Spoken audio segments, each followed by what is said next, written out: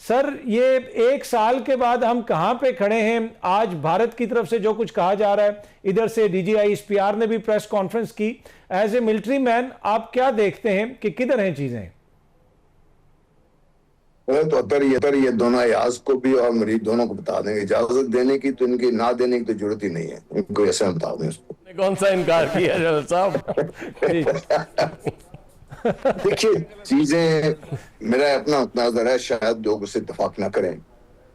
لیکن جو مارکہ حق جس کی ایک جھلک آپ نے دیکھی اور اس کی ہم بات کریں 7 سے 11 مئی تک کی، وہ ایک جھڑپ ہے اور ایک مارکہ حق جاری ہے، ابھی ختم نہیں ہوا اس کا۔ وہ تو کہہ رہے ہیں سندور ختم نہیں ہوا، میں سمجھتا ہوں کہ مارکہ حق ختم نہیں ہوا، کیونکہ اس بھارت کا وجود جو ہے وہ پاکستان اگر ہو تو بھارت کا وجود سمجھ میں نہیں آتا، اگر بھارت ہے تو پھر پاکستان کیوں ہے، یہ بات سمجھ نہیں آتی۔ میں اس لیے کہہ رہا ہوں کہ جب سے پاکستان معاذ وجود میں آیا ہے، تو پہلے جو ان کی کانگریس کی CEC ہوئی تھی اس کے وہ الفاظ مجھے نہیں بھولتے کہ پاکستان ایک غیر فطری ریاست ہے، خود بخود ختم ہو جائے گی، نہیں تو بزور شمشیر ختم کر دی جائے گی۔ پاکستان ایک فطری ریاست ہے، مسئلہ بھارت کا ہے، کیونکہ بھارت کی ہم اسٹڈی کم کرتے ہیں، اس لیے بھارت انتہائی غیر فطری ریاست اس لیے ہے کہ ہندو وہاں پہ مائنورٹی میں ہیں اور وہ اس کو ہندوتو والے کے چل پڑے ہیں اس کو، اور اس کو زیادہ ہوا پاکستان دے رہا ہے اس کا۔ دوسرا، بھارت کا نارتھ اور ساؤتھ کا کوئی کل ملتی نہیں ہے، 7 سسٹرز کی آپ نے بات دیکھ لی ہے اس میں۔ تو بھارت نے اگر تو وہ جسی کے سے اسرائیل کی طرح وائلنٹ رہے، اپنے آپ کو ایکسپینڈ کرتا رہے، تو بھارت کا وجود قائم رہ سکتا ہے، ورنہ اگر بھارت ایک جگہ پہ ساکت ہو جائے اور اپنے آئیڈینٹی کی تلاش میں جو کچھ کوششیں کر رہا ہے وہ اپنے ختم کر دے، تو بھارت کا خاتمہ آپ کو سامنے نظر آتا ہے اس لیے۔ جس سے میں یہ سمجھتا ہوں کہ ایک جنگ ہماری ناگزیر ہے، اب ہو 5 سال بعد ہو، لیکن ہوگی ضرور، اور وہ جنگ ایسی ہوگی جس میں یا تو بھارت ٹکڑے ٹکڑے ہو جائے گا، نہیں تو خدا نخواستہ پاکستان کو ٹکڑے ٹیکنے پڑیں گے، کیونکہ پاکستان اس وقت تیار ہوگا نہیں۔ اس لیے ایک ہی چیز جو مجھے نظر آتی ہے یہ کہ بھارت اپنے ٹکڑے کروانے کی کوششوں میں اور تیز رفتاری سے اس راستے پہ کام کرنا ہے۔ اچھا جنرل صاحب، آج بھی میں سن رہا تھا کہ ہمارے جو نائب وزیر اعظم ہیں انہوں نے بھی اس حوالے سے گفتگو کی، D G I S P R کی جو پریس کانفرنس تھی وہاں پہ بھی اس حوالے سے سوال وغیرہ ہوا کہ سعودی عرب کے ساتھ ہمارا ایک دفاعی معاہدہ بھی ہے، اور نائب وزیر اعظم نے کہا کہ سعودی عرب ہمارے لیے ریڈ لائن ہے۔ تو یہ جو ہمارا ان کے ساتھ دفاعی معاہدہ ہے، پھر خطے کی جو صورتحال ہے اس وقت ایران اور امریکہ کے جو معاملات چل رہے ہیں، اس کے تناظر میں اس کو آپ کیسے دیکھتے ہیں؟ دیکھیے اس کی اہمیت آپ اس چیز سے اندازہ لگا لیجئے کہ پاکستان کی وجہ سے جو کچھ بھی ہوا، ایران نے سعودی عربیہ پر اٹیک تو کیے امریکن بیسز پر، لیکن سعودی عربیہ نے رسپونڈ نہیں کیا، کویت نے رسپونڈ نہیں کیا، بحرین کی شاید اتنی ہمت نہیں تھی، قطر نے رسپونڈ نہیں کیا، اور یہاں تک کہ UAE بھی اس میں شکایت رہا۔ یہ تو بہت بڑی ایک اچیومنٹ ہے، اور اب دنیا بات کیا کر رہی ہے؟ میں اگلے دن یہ قطری وزیر ہیں، ان کا میں بیان پڑھ رہا تھا کہ امریکہ کو چھوڑیے آپ لوگ، ان کو امریکہ کو یہاں سے نکالیں، اب آپ جو اپنی اس خطے کی سیکورٹی کی جو بات چیت ہے وہ پاکستان اور ترکی کے ساتھ مل کر آپ سوچیں اس بات کو کیسے آگے بڑھایا جا سکتا ہے۔ کل میں سعودی عربیہ کے انہی کے ایک بڑے اہم شخصیتوں کا بیان پڑھ رہا تھا کہ بہت جلد آپ ترکی کے ساتھ بھی بہت بڑی خبر سنیں گے سعودی عربیہ کی۔ تو یہ پاکستان کا جو دفاعی معاہدہ تھا بہت لحاظ سے بہت اہمیت کا حامل ہوا، یہاں پہ ثابت ہوا یہاں پر، اور جس وجہ سے ایران نے بھی اپنے آپ کو ایک اسٹین شو کیا، ایران نے بھی، کیونکہ ایران یہ سمجھتا ہے، اور پاکستان نے یہ پہلی دفعہ نہیں ہے، یاد رکھے 80 کی دہائیوں میں جب عراق نے حملہ کیا تھا ایران پر، اس وقت بھی پوری دنیا عراق کے ساتھ مل کر ایران پر حملہ آور تھی، پاکستان بے انتہا پریشر تھا، لیکن پاکستان میں اس وقت کے صدر تھے، انہوں نے بالکل بڑی مضبوطی سے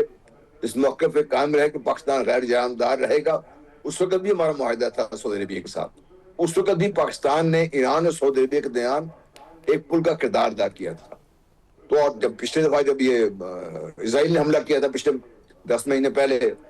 اس کے بعد ہم دیکھا کہ ایرانی وزیر جو صدر تھے بذات خود تشریف لائے پاکستان کا شکریہ ادا کرنے کے لیے، کسی اور ملک کا شکریہ ادا نہیں کیا انہوں نے۔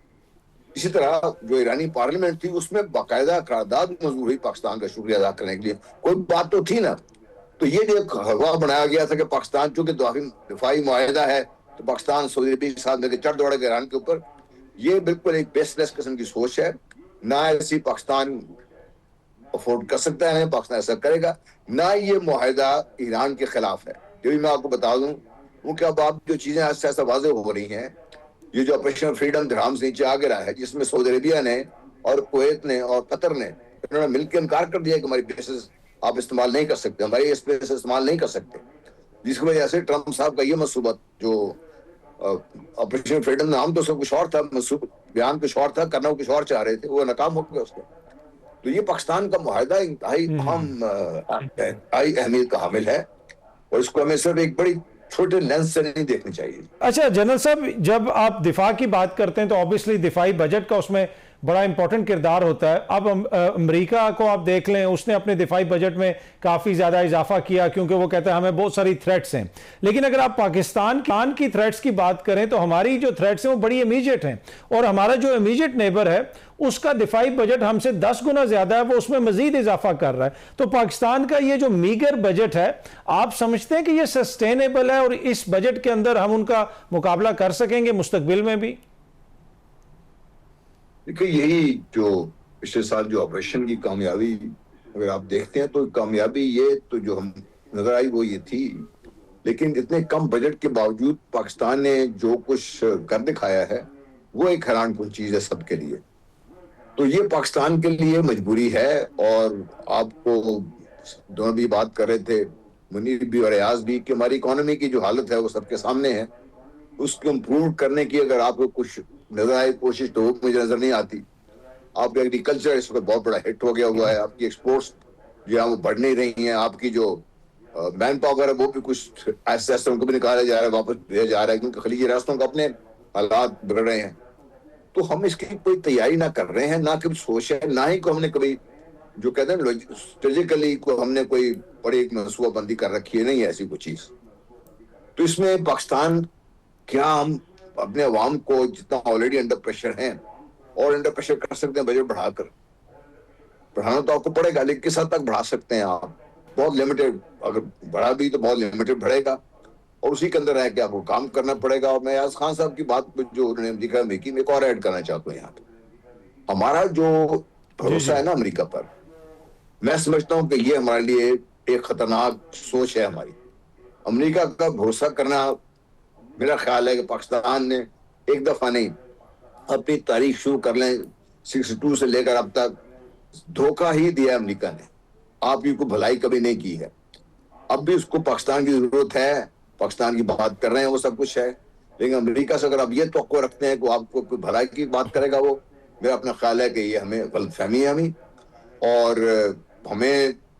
میں ایگری ہے آج کہ بھائی ہم نے اسے کوئی بات کیوں نہیں کی بھائی کہ اگر ایران کو ہمارے ساتھ 80-90 کلومیٹر کا فاصلہ ہے، گیس پائپ لائن پہنچی ہوئی ہے، ہمیں اس کی اجازت کیوں نہیں مل رہی؟ ہم کیوں یہ نہیں کر رہے اپنے لیے؟ ہم کیوں اپنا تیل ایران سے کیوں نہیں لے رہے ہم لوگ؟ تو یہ سارا کچھ ہم کرنے سے ہچکچاتے ہیں، پتہ نہیں بات کیا ہے. اور یہ آج سے نہیں ہے کہ یہ حکومت کر رہی ہے، اس سے پہلے بھی ہمارا یہی حال تھا. تو امریکہ سے ڈرنے ٹھیک ہے، سپر پاور ہے، صحیح بات ہے، ہم لڑ نہیں سکتے اس کے ساتھ، ٹھیک ہے، لیکن اس میں لڑے بغیر بھی تو ہم اپنا کام تو کر سکتے ہیں نا اپنا. ہم اس سے بھی گھبرا رہے ہیں.